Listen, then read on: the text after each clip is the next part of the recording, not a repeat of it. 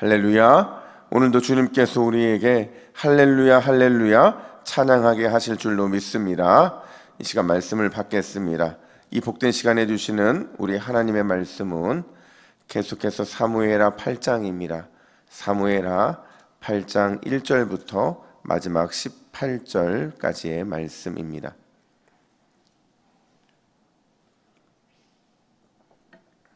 사무엘하 8장 1절부터 18절까지의 말씀, 이기게 하셨더라 라는 제목으로 오늘 말씀을 받습니다. 우리 1절부터 8절까지 교독합니다. 그 후에 다윗이 블레셋 사람들을 쳐서 항복을 받고 블레셋 사람들의 손에서 메덱 암마를 빼앗으니라. 다윗이 또 모압을 쳐서 그들로 땅에 엎드리게 하고 줄로 재어 그 두 줄 길이의 사람은 죽이고 한 줄 길이의 사람은 살리니 모압 사람들이 다윗의 종들이 되어 조공을 드리니라. 르홉의 아들 소바왕 하닷에셀이 자기 권세를 회복하려고 유버라데 강으로 갈 때에 다윗이 그를 쳐서 그에게서 마병 1700명과 보병 2만 명을 사로잡고 병거 100대의 말만 남기고 다윗이 그 외의 병거의 말은 다 발에 힘줄을 끊었더니 다메섹의 아람 사람들이 소바왕 하닷에셀을 도우러 온지라.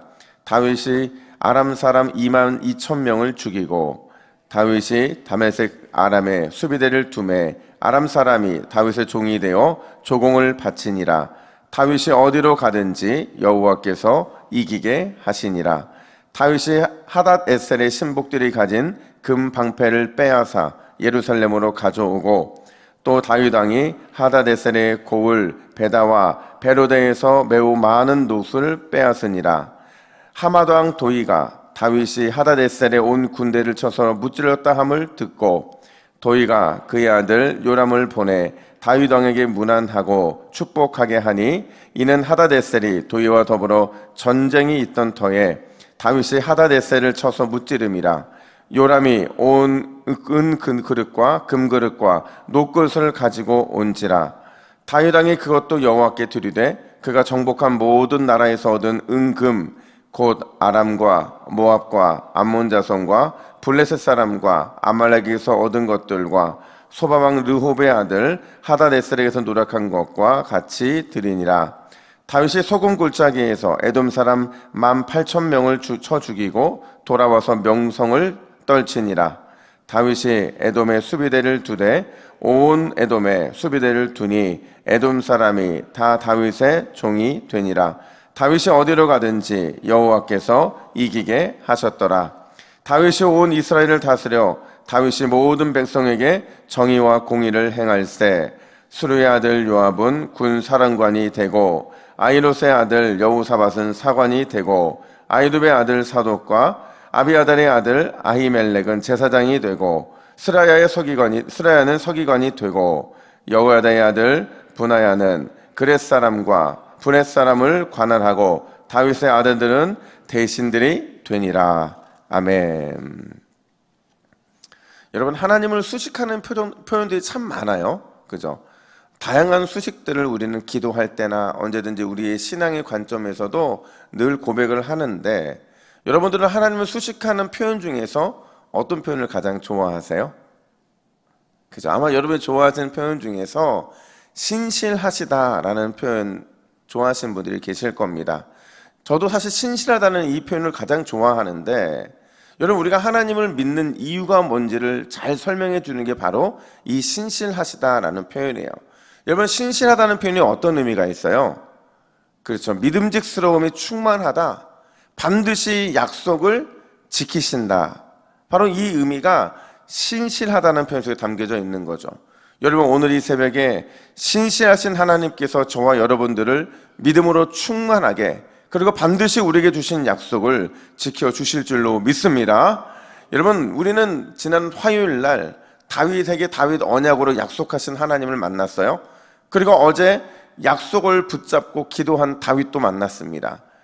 그리고 오늘은요, 실제로 하나님께서 그 다윗과 맺은 약속을 얼마나 신실하게 이루어 주시는지를 보여주는 본문인데요, 두 가지 관점에서 이 약속 속에 담겨져 있는 하나님이 어떤 분인지를 함께 살펴보겠습니다. 가장 먼저요, 우리 하나님은요, 우리로 하여금 항상 이기게 하시는 분이시다라는 사실을 우리는 잊으면 안 돼요. 여러분, 하나님은 우리를 항상 이기게 하시는 분인 줄로 믿습니다.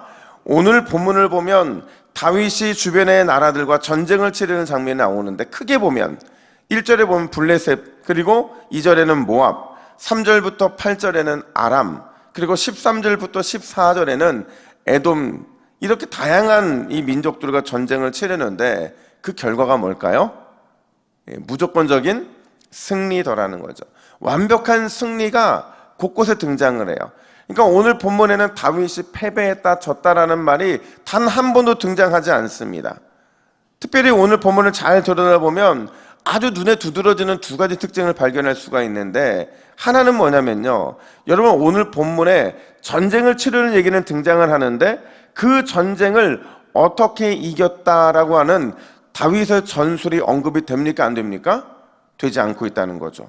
어떤 전술로 블레셋을 무찔렀고, 또 어떤 전술로 모압과 아람과 에돔 등을 차례로 쳐서 무너뜨렸는지 그 어떤 전술로 등장하지 않더라는 거예요. 여러분, 과연 그 이유가 뭘까? 또 다른 하나는 뭐냐면요, 다윗이 정복한 주변 나라들을 보니까 지금 이 사무엘하를 기록하고 있는 이 기록자가 뭔가 의미가 있어서 이렇게 정리하더라는 거죠. 그러니까 가만히 들여다보면 동서남북 모든 나라들을 다윗이 정복했다. 그러니까 모든 주변의 국가들을 다 무너뜨렸다라는 걸 하고 있는 거죠. 그러니까 이스라엘을 중심으로 해서 서쪽에 있는 블레셋이라든지, 또 북쪽에 있는 아람, 그리고 남동쪽에 있는 모압과 에돔, 이렇게 완벽하게 동서남북 모든 대적들을 정복했다라고 말을 해요. 과연 이 두 가지 특징이 뭘 보여주고자 하는 것이냐? 우리 6절 하반절 말씀을 화면 보시고 같이 읽을까요? 시작. 다윗이 어디로 가든지 여호와께서 이기게 하시니라. 또 14절 하반절입니다. 시작. 다윗이 어디로 가든지 여호와께서 이기게 하셨더라. 아멘. 여러분, 이 두 가지 특징은요, 다윗에게 어떤 특별한 능력과 힘이 있어서 그런 것이 아니라 이 모든 전쟁의 승리는 누가 가능케 만들었다고요? 하나님께서, 여호와 하나님께서 이기게 하셨다라는 거죠. 그럼 왜 하나님께서는 어디를 가든지 다윗을 이기게 하신 걸까? 오늘 본문은 그 이유를 7장 9절에서 다시 찾습니다. 우리 앞선 7장 9절 말씀을 같이 읽습니다. 시작. 내가 가는 모든 곳에서 내가 너와 함께 있어 내 모든 원수를 내 앞에서 멸하였은즉 땅에서 위대한 자들의 이름같이 내 이름을 위대하게 만들어 주리라. 아멘. 하나님이 분명히 약속하셨거든요. 어디를 가든지 내가 너와 함께 할 것이다. 그리고 내 이름을 위대하게 해줄 것이다. 바로 이 약속의 말씀을 우리 하나님께서는 신실하게 지키시더라는 거죠. 사랑하는 여러분, 저와 여러분 역시도 다윗처럼 하나님께 약속을 받은 거룩한 하나님의 자녀들인 줄로 믿습니다. 반드시 승리를 주시겠다. 어디를 가든지 무엇을 하든지 반드시 너희를 위대하게 해주시겠다. 이 약속은 다윗만 받은 것이 아니라 저와 여러분들도 함께 받은 은혜의 약속이라는 사실입니다. 여러분, 오늘 이 새벽에 약속받은 자답게 그 약속을 다시 한번 확인받고 세상에 나가 승리하는 저와 여러분 되기를 예수님의 이름으로 축복합니다. 뿐만 아니라 두 번째로 오늘 본문은 하나님이 어떤 분인지를 이렇게 보여주십니다. 우리를 통해 영광 받으시기를 기뻐하는 분이시다, 이렇게 말씀하세요. 여러분, 오늘 본문을 보면 아주 독특한 장면이 하나 나오는데 우리 11절 상반절 말씀을 같이 한번 읽어볼까요? 시작.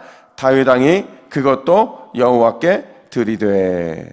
여러분, 다윗은요 전쟁을 참 많이 치렀는데 그 모든 전쟁에서 이기고 난 이후에 아주 독특한 행동들을 반복합니다. 그게 뭐냐면 빼앗은 모든 걸 누구에게 바쳐요? 여호와께 바치더라는 거죠. 빼앗은 건 뭐냐면 전리품이에요. 여러분, 전리품은 그 당시에 관례상 전쟁을 나간 사람들의 몫인 거죠. 전쟁을 나간 왕의 몫이기도 하고 전쟁에 참여했던 다른 군인들의 몫이기도 하는데 이 모든 걸 다 포기하고 다 하나님께 바쳤다, 이렇게 말을 해요. 여러분, 이 이유가 뭘까? 그 이유는요, 지금 다윗은 내가 왜 전쟁을 하고 있는지, 내가 싸워야 될 이유가 무엇인지에 대한 전쟁의 정체성을 분명히 알고 있었기 때문에 그렇다는 거죠.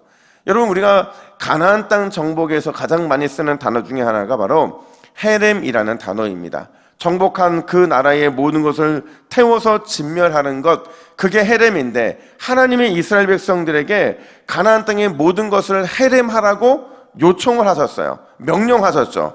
왜냐하면 가나안 땅에 들어가는 모든 전쟁들은 땅을 빼앗아서 영토를 넓히는 것이 목표가 아니라 뭐를 세우는 게 목표였을까요? 하나님의 나라, 거룩한 하나님의 나라를 세우는 게 목표였기 때문에 그렇죠.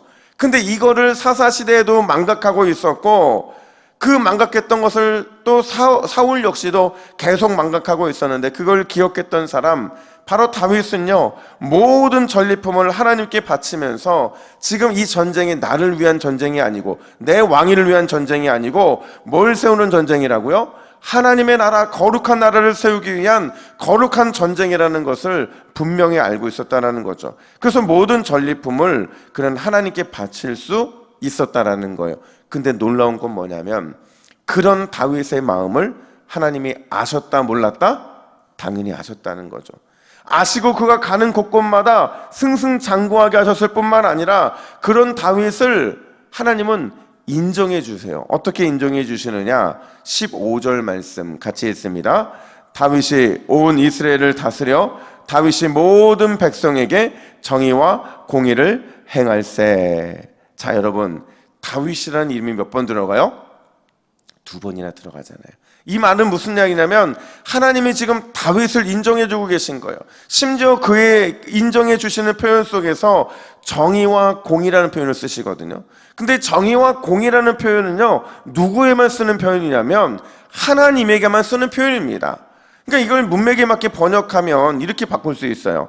다윗이 온 이스라엘을 잘 다스렸습니다. 마치 왕이신 하나님의 정의와 공의가 이 땅에 이루어지는 것처럼 말입니다. 이게 무슨 말이냐면, 분명히 다윗은 전쟁을 통해 누구에게 영광을 올렸어요? 하나님께 영광을 올렸죠. 그러자 하나님께서 그 영광을 다시 다윗에게로 돌려주고 있더라는 거예요. 사랑하는 여러분, 우리가 하나님의 영광을 위해 살면 하나님께서도 우리에게 영광으로 충만하게 부어주실 줄로 믿습니다. 우리가 날마다의 삶에서 하나님을 왕으로 인정하고 또 순종하면 하나님 역시도 날마다의 삶에서 우리를 번성케 해주시겠다는 그 약속의 말씀을 주고 계신 거예요. 여러분, 오늘도 하나님의 영광을 위해서 더욱 살아가시기를 예수님의 이름으로 축복합니다. 우리 화면을 보시고 같이 기도의 제목을 읽습니다. 시작. 주여, 항상 이기게 하시는 신실하신 하나님을 믿고 세상에 나가 당당하게 승리하게 하옵소서. 우리 삶의 우선순위를 하나님의 영광에 두게 하옵소서. 아멘. 함께 기도하겠습니다. 하나님 아버지, 오늘도 신실하신 하나님, 언제나 약속을 지키시고 언제나 사랑으로 우리를 대하시는 그 은혜로우신 하나님을 우리가 믿고 세상에 나가 승리할 수 있도록 인도하여 주시옵소서. 하나님, 우리의 삶은 늘 하나님의 영광을 위해 부름받은 복된 삶인 줄로 믿습니다. 우리가 영광을 잃어버리지 않도록 인도하여 주시고, 날마다 하나님의 영광을 바라볼 때에 그 영광이 우리의 삶을 통하여 더욱 영광스러워지는 귀한 역사로 나타나게 하여 주시옵소서. 감사드리며 예수님의 이름으로 기도하옵나이다. 아멘.